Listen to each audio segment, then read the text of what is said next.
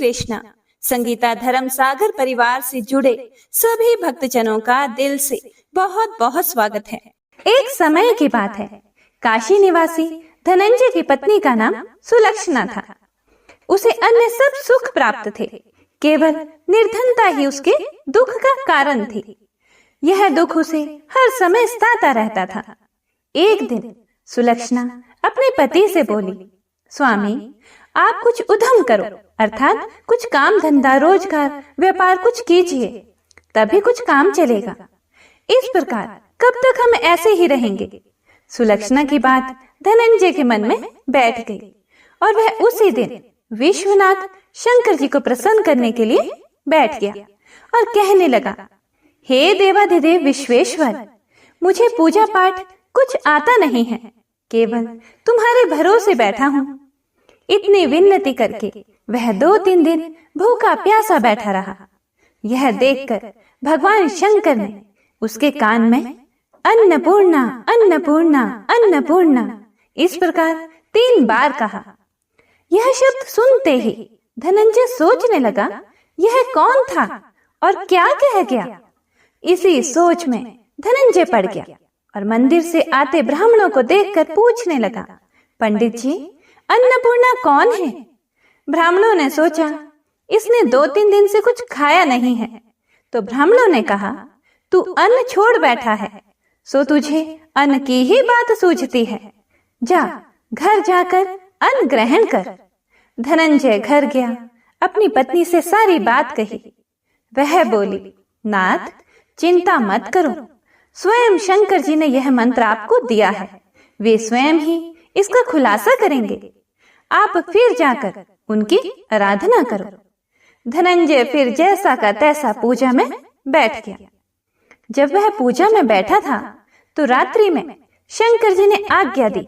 शंकर जी बोले, तू पूर्व दिशा में चला जा। यह सुनते ही वह चला गया और वह अन्नपूर्णा का नाम जपता जाता और रास्ते में फल खाता, झरनों का पानी पीता जाता। इस प्रकार कितने ही दिनों तक वह चलता गया। वहां उसे चांदी सी चमकती वन की शोभा देखने में आई। सुंदर सरोवर देखने में आया। उसके किनारे कितनी ही अप्सराएं झुंड बनाई बैठी थी। वह अप्सराएं एक कथा कहती थी और वह सभी मां अन्नपूर्णा इस प्रकार बार बार कहती थी। यह अघन मास की उजेली रात्रि थी और आज से ही व्रत का आरंभ था। जिस शब्द की खोज करने वह निकला था, वह उसे वहां सुनने को मिला। धनंजय ने उनके पास जाकर पूछा, हे देवियों, आप यह क्या करती हो? उन सब ने कहा, हम सब मां अन्नपूर्णा का व्रत करती हैं। धनंजय ने उनसे पूछा कि ये व्रत कैसे होता है, व्रत करने से क्या होता है, यह आज तक किसी ने किया भी है, इसे कब किया जाए, ये कैसा व्रत है और इस व्रत की विधि कैसी है, मुझसे भी कहो। अप्सराएं कहने लगी, इस व्रत को सब कोई कर सकते हैं। 21 दिन तक के लिए 21 गांठ का सूत लेना चाहिए। 21 दिन यदि ना बने तो 1 दिन उपवास करें। यह भी ना बने तो केवल कथा सुनकर प्रसाद लें। निराहार रहकर कथा कहें। कथा सुनने वाला कोई ना मिले तो पीपल के पत्तों को रख सुपारी या घृत कुमारी को सामने कर, दीपक को साक्षी कर, सूर्य, गाय, तुलसी या महादेव को बिना कथा सुनाए मुख में दाना ना डालें। यदि भूल से कुछ पड़ जाए तो 1 दिवस फिर उपवास करें। व्रत के दिन क्रोध ना करें और झूठ ना बोलें। धनंजय बोला, इस व्रत के करने से क्या होगा? अप्सराएं कहने लगी, इसके करने से अंधों को नेत्र मिलते हैं, लूलों को हाथ मिलते हैं, निर्धन के घर धन आता है, बांझी को संतान होती है, मूर्ख को विद्या आती है। जो जिस कामना से व्रत करे, माँ उसकी इच्छा पूरी करती है। वह कहने लगा, बहनों, मेरे भी धन नहीं है, विद्या नहीं है, कुछ भी तो नहीं है, मैं भी तो दुखियारा ब्राह्मण हूँ, मुझे इस व्रत का सूत दोगी? अप्सराएं बोली, हाँ भाई, तेरा कल्याण हो, तुझे हम जरूर देंगे, ले इस व्रत का मंगल सूत ले। धनंजय ने व्रत किया। व्रत पूरा हुआ, तभी सरोवर में से 21 खंड की स्वर्ण सीढ़ी हीरा मोती जड़े हुए प्रकट हुई। धनंजय जय अन्नपूर्णा कहता जाता था। इस प्रकार कितनी ही सीढ़ियां उतर गया तो क्या देखता है कि करोड़ों सूर्य से प्रकाशमान अन्नपूर्णा का मंदिर है। उसके सामने स्वर्ण सिंहासन पर माता अन्नपूर्णा विराजमान है। सामने भिक्षा हेतु भगवान शंकर खड़े हैं। देवांगनाएं चंवर डुलाती हैं। कितनी ही हथियार बांधे पहरा देती हैं। धनंजय दौड़कर जगदम्बा के चरणों में गिर गया। देवी उसके मन का क्लेश जान गई। धनंजय कहने लगा, माता आप तो अंतर्यामी हो, आपको अपनी दशा क्या बताऊं? माता बोली, तुमने मेरा व्रत किया है तो जा, संसार तेरा सत्कार करेगा। माता ने धनंजय की जिह्वा पर बीज मंत्र लिख दिया। अब तो उसके रोम रोम में विद्या प्रकट हो गई। इतने में क्या देखता है कि वह काशी विश्वनाथ के मंदिर में खड़ा है। माँ का वरदान ले धनंजय घर आया। सुलक्षणा से सब बात कही। माताजी की कृपा से उसके घर में संपत्ति उमड़ने लगी। छोटा सा घर बहुत बड़ा गिना जाने लगा। जैसे शहद के छत्ते में मक्खियां जमा होती हैं, उसी प्रकार अनेक सगे संबंधी आकर उसकी बड़ाई करने लगे और कहने लगे, इतना धन और इतना बड़ा घर, सुंदर संतान नहीं तो इस कमाई का कौन भोग करेगा? सुलक्षणा से संतान नहीं है, इसलिए तुम दूसरा विवाह करो। अनिच्छा होते हुए भी धनंजय को दूसरा विवाह करना पड़ा और सती सुलक्षणा को सौत का दुख उठाना पड़ा। इस प्रकार दिन बीतते गए। फिर अघन मास आया। नए बंधन से बंधे पति से सुलक्षणा ने कहलाया कि हम व्रत के प्रभाव से सुखी हुए हैं, इस कारण यह व्रत हमें छोड़ना नहीं चाहिए। यह माताजी का प्रताप है जो हम इतने संपन्न और सुखी हैं। सुलक्षणा की बात सुन धनंजय उसके यहाँ आया और व्रत में बैठ गया। नई बहू को इस व्रत की खबर नहीं थी। वह धनंजय के आने की राह देख रही थी। दिन बीतते गए और व्रत पूर्ण होने में 3 दिवस बाकी थे कि नई बहू को खबर पड़ी। उसके मन में ईर्ष्या की ज्वाला दहक रही थी। सुलक्षणा के घर आ पहुंची और उसने वहां भड़दंग मचा दी। वह धनंजय को अपने साथ ले गई। नए घर में धनंजय को थोड़ी देर के लिए निद्रा ने आ दबाया। इसी समय नई बहू ने उसका व्रत का सूत तोड़कर आग में फेंक दिया। अब तो माताजी का कोप जाग गया। घर में अकस्मात आग लग गई। सब कुछ जलकर खाक हो गया। सुलक्षणा जान गई और पति को फिर अपने घर ले आई। नई बहू रूठकर पिता के घर जा बैठी। पति को परमेश्वर मानने वाली सुलक्षणा बोली, नाथ घबराना नहीं, माताजी की कृपा अलौकिक है। पुत्र कुपुत्र हो जाता है पर माता कुमाता नहीं होती। अब आप श्रद्धा और भक्ति से आराधना शुरू करो, वे जरूर हमारा कल्याण करेंगी। धनंजय फिर माता के पीछे पड़ गया। फिर वही सरोवर सीढ़ी प्रकट हुई। उसमें माँ अन्नपूर्णा कहकर वह उतर गया। वहां जा माता जी के चरणों में रुदन करने लगा। माता प्रसन्न हो बोली, यह मेरी स्वर्ण की मूर्ति ले, उसकी पूजा करना, तू फिर सुखी हो जाएगा। जा, तुझे मेरा आशीर्वाद है। तेरी स्त्री सुलक्षणा ने श्रद्धा से मेरा व्रत किया है, उसे मैंने पुत्र दिया है। धनंजय ने आंखें खोली तो खुद को काशी विश्वनाथ के मंदिर में खड़ा पाया। वहां से फिर उसी प्रकार घर को आया। इधर सुलक्षणा के दिन चढ़े और महीने पूरे होते ही पुत्र का जन्म हुआ। गांव में आश्चर्य की लहर दौड़ गई। मानता आने लगी। इस प्रकार उसी गांव के निसंतान सेठ के पुत्र होने पर उसने माता अन्नपूर्णा का मंदिर बनवा दिया। उसमें माताजी धूमधाम से पधारी, यज्ञ किया और धनंजय को मंदिर के आचार्य का पद दे दिया। जीविका के लिए मंदिर की दक्षिणा और रहने के लिए बड़ा सुंदर सा भवन दिया। धनंजय स्त्री पुत्र सहित वहां रहने लगा। माताजी के चढ़ावे में भरपूर आमदनी होने लगी और उधर नई बहू के पिता के घर डाका पड़ा, सब लूट गया। वे भीख मांगकर पेट भरने लगे। जब सुलक्षणा ने यह सुना तो उन्हें बुलावा भेजा, अलग घर में रख लिया और उनके अन्न वस्त्र का प्रबंध कर दिया। धनंजय, सुलक्षणा और उसका पुत्र माता जी की कृपा से आनंद से रहने लगे। माता जी ने जैसे इनके भंडार भरे, वैसे सबके भंडार भरे। कथा को सुनने वाले, कथा को सुनाने वाले और हुंकारा भरने वाले सभी के भंडार भरना। कथा अधूरी हो तो पूरी करना, पूरी हो तो मान करना।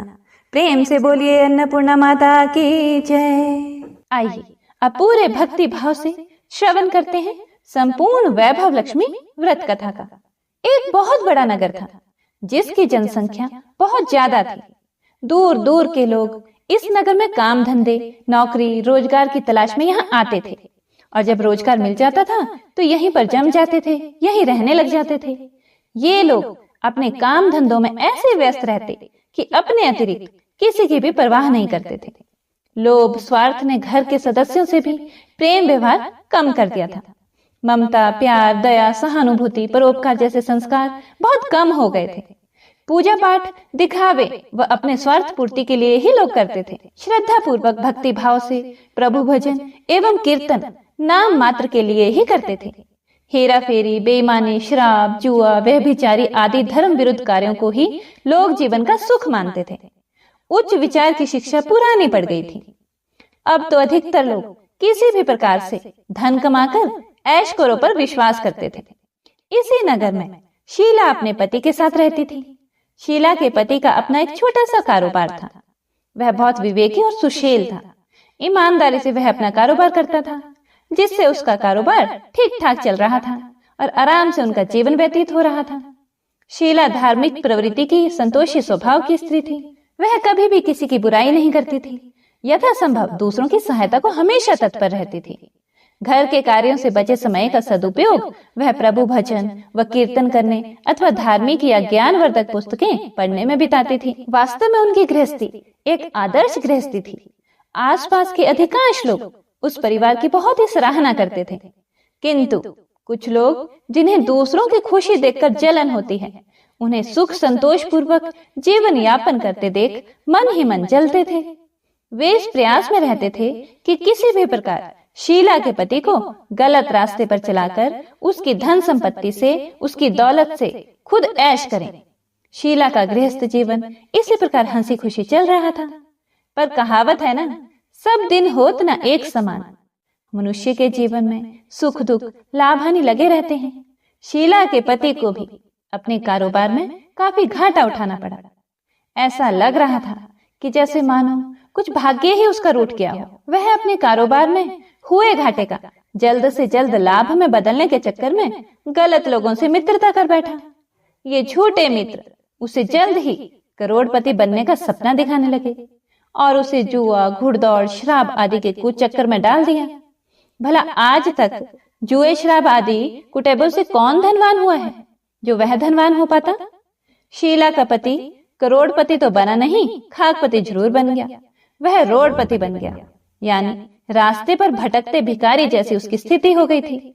जल्द से जल्द अमीर बनने के लालच में वह घर में थोड़ी बहुत बची धन संपत्ति, गहने जेवर आदि सभी गंवा बैठा।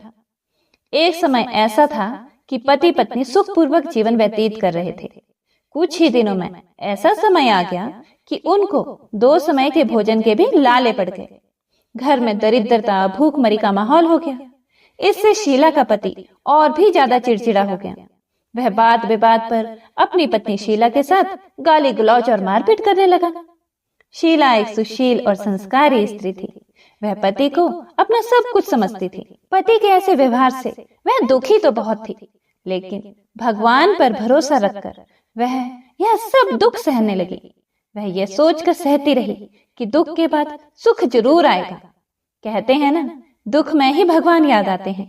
इसीलिए शीला को भी हर समय प्रभु पर भरोसा था और विश्वास था कि भगवान उसे सुख के दिन भी अवश्य दिखाएगा। आज दुख तो कल सुख जरूर आएगा। एक दिन दोपहर को शीला दुखी हृदय से भगवान को याद कर रही थी कि हे प्रभु, हम तेरे छोटे बच्चे हैं, हमारी गलतियां और अपराधों को क्षमा करो। हे भगवान, मेरे पति को सद्बुद्धि दो।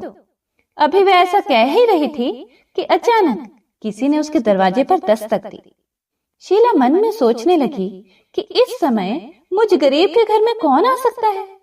जितने भी मेरे सगे संबंधी यार दोस्त थे वो तो पहले ही हमसे किनारा कर बैठे हैं। यह सोचते सोचते वह दरवाजा खोलने चली गई और जब उसने दरवाजा खोला तो देखा सामने एक वृद्ध महिला खड़ी थी। शरीर पर झुर्रियां थी किंतु चेहरे से अलौकिक तेज टपक रहा था। उनकी आंखों से करुणा और प्यार का मानो अमृत बह रहा था। शीला उस वृद्ध महिला को पहचानती तो नहीं थी, फिर भी आदर के साथ उन्हें अपने घर के अंदर ले आई। उनके घर में बैठाने के लिए आसन तक नहीं था, इसीलिए सुकुचाते हुए शीला ने एक फटी हुई चादर बिछाकर उन्हें बैठने को कहा। वृद्धा महिला उसी चादर पर आराम से बैठ गई। वृद्ध महिला को देखकर शीला के मन को कुछ शांति सी महसूस हुई। वृद्धा ने उससे पूछा, शीला मुझे पहचानती हो या नहीं? शीला बोली, मां जी आपको देखते ही कुछ अपनापन तो महसूस हुआ मुझे। ऐसा लगता है जैसे आप मेरे बहुत नजदीकी हो। आपको देखकर मेरा रोम रोम खिल उठा है, जैसा अक्सर किसी खास परिचित व्यक्ति अर्थात किसी अपने खास रिश्तेदार से मिलने पर होता है। लेकिन मुझे कुछ याद नहीं आ रहा कि मैंने आपको कहाँ देखा था। वृद्धा ने अपनापन दिखाते हुए कहा, क्यों इतनी जल्दी भूल गई? अभी कुछ दिन पहले ही तो लक्ष्मी जी के मंदिर में आई थी और मंदिर में आकर शुक्रवार को भजन कीर्तन किया था तुमने। मैं भी उसमें जाया करती थी। हर शुक्रवार को मैं तुमसे वहां मिलती थी। जब से शीला का पति गलत लोगों की संगत में बैठकर घर लुटाने लगा था, तभी से शीला बाहर निकलने में शर्म महसूस करने लगी थी। इसीलिए उसने मंदिर में जाना भी बंद कर दिया था। शीला ने याद करने की कोशिश की कि वह कब उस बुढ़िया मां से मिली थी, परंतु उसको कुछ याद नहीं आया। तभी वृद्ध महिला बोली, बेटी तू मंदिर में कितने मधुर भजन गाती थी। बहुत दिन से तू वहां नहीं आई। मैंने सोचा चलो चलकर तुम्हें देखती हूँ, कहीं तुम बीमार तो नहीं हो। यही सोचकर मैं यहाँ चली आई। वृद्धा के ममत्व भरे वचनों को सुनकर शीला का हृदय भर आया। उसने अपने आंसू रोकने की कोशिश की, परंतु वह असफल रही और फूट फूट कर रोने लगी। यह देखकर वह बुढ़िया माँ उसके पास आई और उसके सिर पर प्यार भरा हाथ फेरकर उसे सांत्वना देने लगी। वृद्ध महिला बोली, बेटी जीवन में सुख और दुख तो आते ही रहते हैं। हमेशा सुख या हमेशा दुख कभी किसी पर नहीं रहता, अतः दुखों से घबराना नहीं चाहिए। शीला बोली, मां जी मैं थोड़े दुख में कभी नहीं घबराई, किंतु अब सहा नहीं जाता। ऐसा कहते कहते वे फिर से रोने लगी। वृद्ध महिला फिर से सांत्वना देती हुई बोली, धैर्य रखो बेटी और अपनी व्यथा मुझे बताओ। तुझे क्या दुख खाया जा रहा है? इस प्रकार बताने से तेरा मन भी थोड़ा हल्का हो जाएगा और मुझसे हो सकेगा तो तेरे दुख दूर करने का उपाय भी तुझे बता दूंगी। वृद्ध महिला की बात सुनकर शीला के मन को बहुत राहत मिली। उसने बुढ़िया मां को अपनी दुख भरी कथा सुनानी शुरू कर दी। वह बोली, मां जी पहले मेरे परिवार में बहुत सुख शांति थी। मेरे पति बहुत मेहनती, ईमानदार और सुशील थे। भगवान की कृपा से मेरे घर में खुशियां ही खुशियां थी। किसी भी कार्य में हमें कभी भी धन की कमी महसूस नहीं होती थी। अचानक हमारे भाग्य ने पलटा खाया। मेरे पति को अपने कारोबार में घाटा हुआ। अधिक धन कमाने के चक्कर में वे बुरे लोगों की संगत में आ गए और वे जुआ, शराब, रेस आदि कुटुंबों में फंस गए। इस प्रकार उन्होंने अपना सब कुछ गंवा दिया। आज हम बिल्कुल कंगाल हो गए हैं माँ।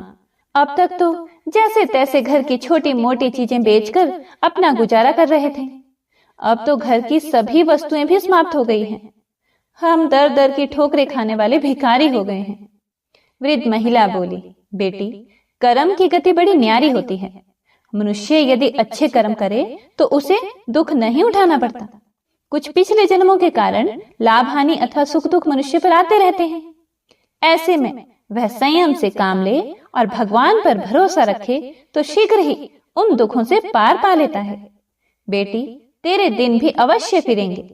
मैं तुझे एक उपाय बताती हूँ। तू भगवती महालक्ष्मी की भक्त है। वे तो स्वयं धन की देवी और प्रेम तथा करुणा की अवतार है। अपने भक्तों पर उनकी कृपा सदा बनी रहती है।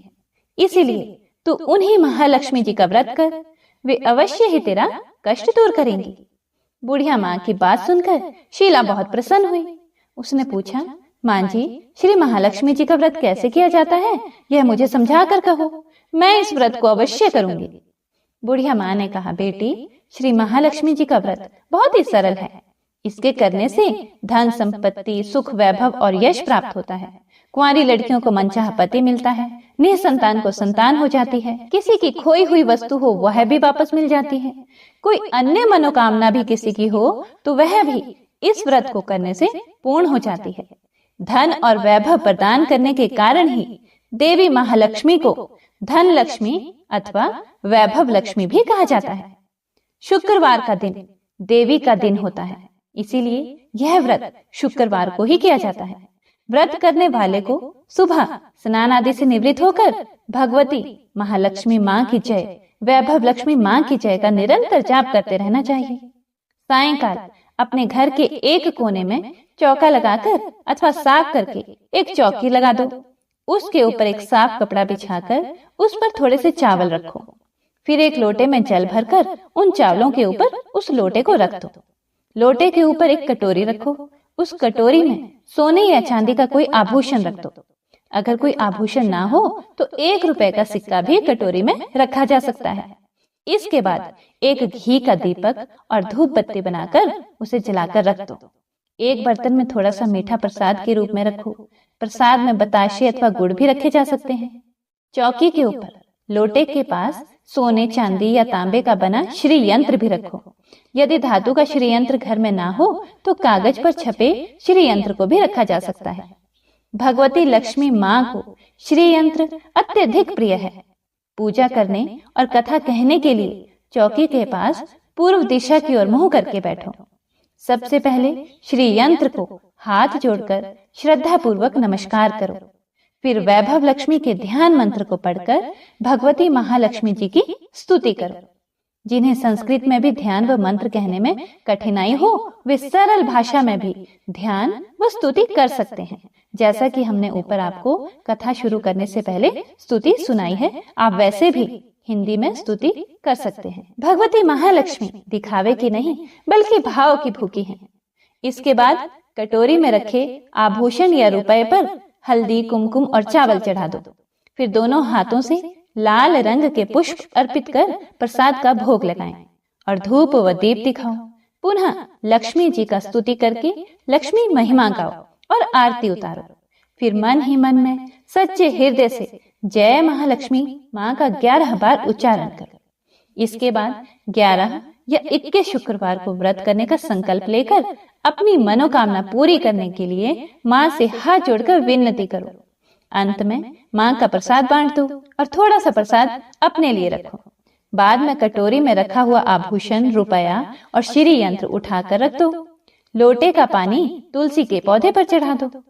इस दिन पूरे दिन उपवास रखकर सायंकाल प्रसाद खाना चाहिए। यदि इतनी शक्ति ना हो तो एक बार शाम को प्रसाद खाकर सादा वैष्णव भोजन कर सकते हैं। इस प्रकार इस व्रत को शास्त्रीय विधि के अनुसार करने से उसका फल अवश्य प्राप्त होता है। इस व्रत के प्रभाव से मनुष्य की सब विपत्तियां दूर होकर धन, वैभव, लक्ष्मी की प्राप्ति होती है। कुंवारी कन्याओं को मन भावन पति मिलता है। सौभाग्यवती स्त्रियों को सौभाग्य अखंड रहता है। निसंतान दंपति को संतान की प्राप्ति होती है और कोई भी किसी की कुछ भी मनोकामना हो तो वह भी अवश्य पूरी होती है। शीला यह सब सुनकर बहुत ही खुश हुई, बहुत प्रसन्न हुई। उसने कहा, माँ जी, आपने यह जो श्री वैभव लक्ष्मी के व्रत की विधि मुझे बताई है उसे मैं अवश्य ही करूंगी।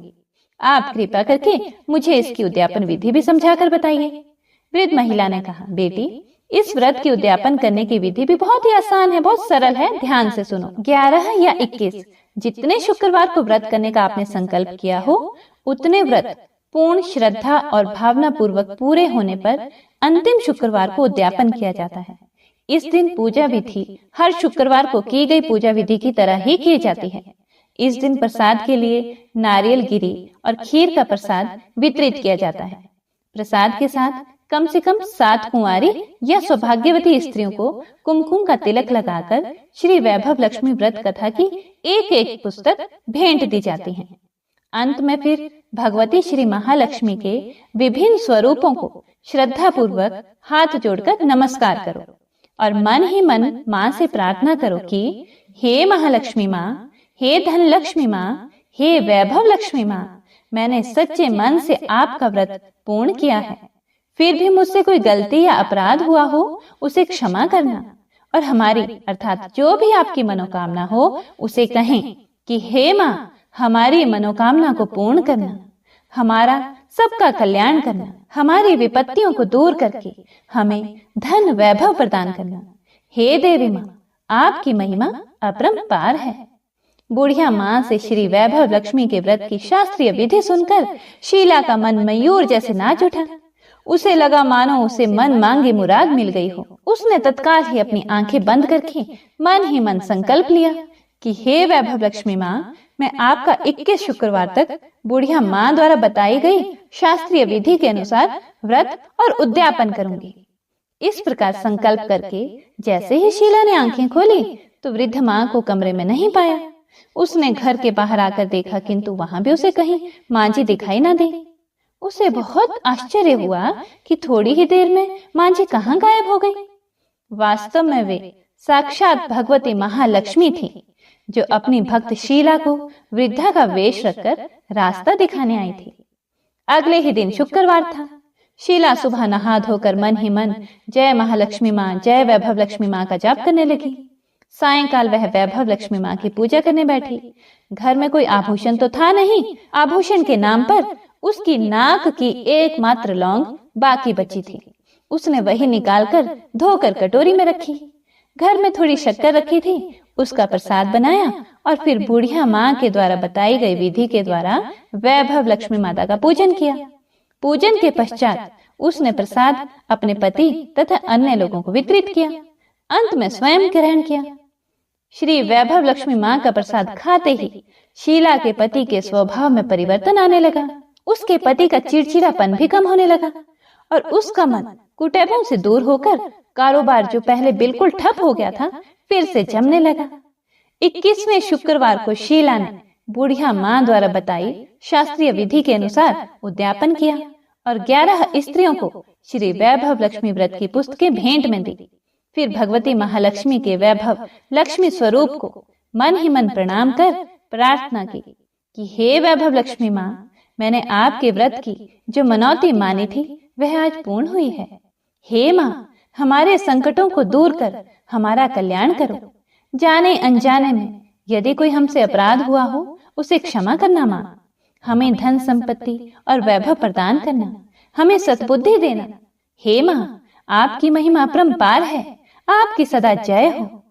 इस प्रकार व्रत संपूर्ण होने के बाद कुछ ही दिनों में शीला के पति के कारोबार में अच्छा लाभ होने लगा। उसने शीला को उसके जेवर वापस दिला दिए और घर में पहली जैसी सुख शांति आ गई। श्री वैभव लक्ष्मी माँ के प्रताप को देखकर अन्य बहुत सी औरतों ने भी उनका विधि पूर्वक व्रत किया और मन भावन फल प्राप्त किया। हे महालक्ष्मी माँ, हे वैभव लक्ष्मी माँ, जैसे आपने शीला पर कृपा की ऐसे ही अपने अन्य भक्तों पर भी कृपा करना। हे माँ, कथा को सुनने वाले, सुनाने वाले और हुंकारा भरने वाले सभी पर अपनी कृपा बनाए रखना। बोलो श्री वैभव लक्ष्मी माता की जय।